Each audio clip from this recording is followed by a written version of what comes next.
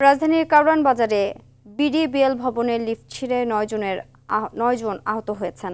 সকাল 8:45টার দিকে দুর্ঘটনা ঘটে। আহতদের মধ্যে ৩ জন গুরুতর। তাদের বিভিন্ন হাসপাতালে ভর্তি করা হয়েছে।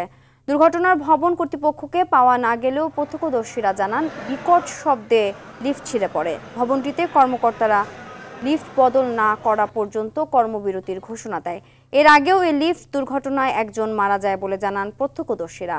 18 তলা ভবনটি বিডিবিএল ব্যাংকের। এতে বিভিন্ন সরকারি বেসরকারি প্রতিষ্ঠানের অফিস রয়েছে।